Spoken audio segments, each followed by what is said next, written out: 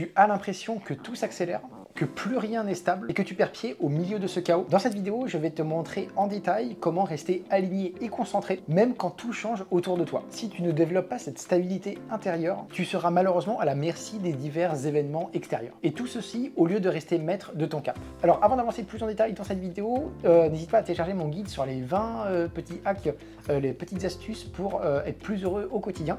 C'est un guide que j'ai fait vraiment avec cœur, donc n'hésite pas à le télécharger, c'est le premier lien dans la bio en description. Alors maintenant, voyons pourquoi le changement peut te déstabiliser. J'ai identifié 3 raisons clés à cela. Premièrement, le cerveau d'une manière générale déteste l'incertitude. Il cherche plutôt le confort, le contrôle, le prévisible. Deuxième raison possible, c'est que tu as basé ta stabilité sur l'extérieur et non sur toi-même. Donc emploi, relations, routine, et pas sur toi-même vraiment dans le fond. Et troisième point, tu résistes au changement au lieu de t'y adapter. Ce qui fait que c'est un peu difficile pour toi parce que tu luttes, mais au final, les choses ne peuvent jamais revenir comme avant et donc tu vas avoir un petit souci d'adaptation. Tu ne contrôles pas ce qui se passe autour de toi, mais par contre, tu peux apprendre à te contrôler toi. Et du coup, c'est là où tout change. Ok, donc étape numéro 1, ancre-toi dans le présent. Donc pourquoi ça c'est crucial précisément? C'est que le stress, il vient de ce que tu anticipes et pas de ce que tu vis ici ou maintenant. Ça peut être la respiration carrée, donc c'est-à-dire en fait de maintenir la respiration, de maintenir l'expiration, de bloquer, et tout cela à chaque fois, du coup 4 secondes. Autre technique, ça peut être de regarder autour de toi et de nommer 3-4 choses que tu vois. Et autre méthode, ça va être lié directement à tes sens. Donc tu touches, tu t'écoutes, tu regardes, et donc tu es vraiment ancré dans le moment présent et rien d'autre. Tu ne peux pas gérer demain si tu n'es pas stable aujourd'hui.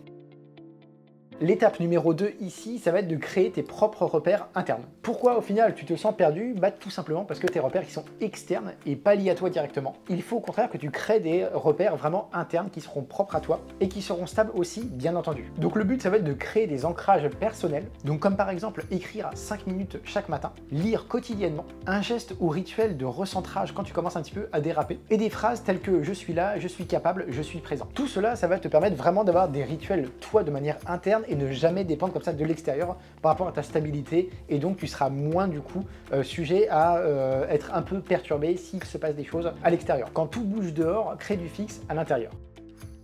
Étape numéro 3, ça va être de te reconnecter à ta mission. Alors d'une manière générale, le sens donne de la stabilité. Quand tu sais réellement pourquoi tu fais ceci ou cela, au final tu peux vraiment traverser des moments compliqués.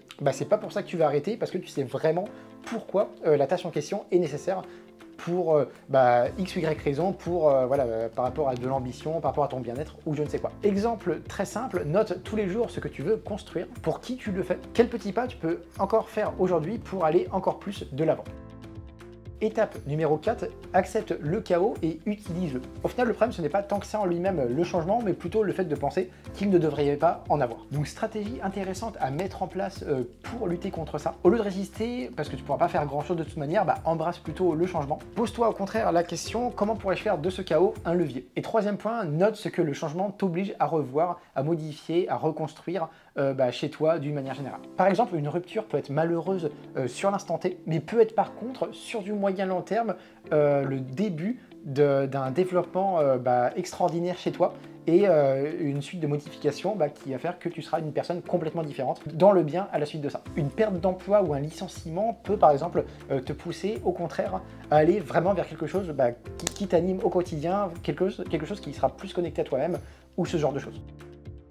Donc pour conclure, ce que font les gens stables dans l'instabilité, ils créent une certaine routine qui sera en fait appliquée quoi qu'il arrive au fur et à mesure de l'année. Ils contrôlent ce qu'ils peuvent, donc attitude, positionnement, réaction, respiration, et ils acceptent l'impermanence. Et résumé des 4 étapes que j'ai énoncées dans la vidéo, revenir au présent, créer des repères internes, se reconnecter à ta mission et utiliser le changement comme carburant. Voilà en tout cas pour cette vidéo, j'espère vraiment qu'elle t'aura plu. Si c'est le cas, n'hésite pas à donner un petit like, ça fait toujours plaisir pour moi, pour la chaîne, etc.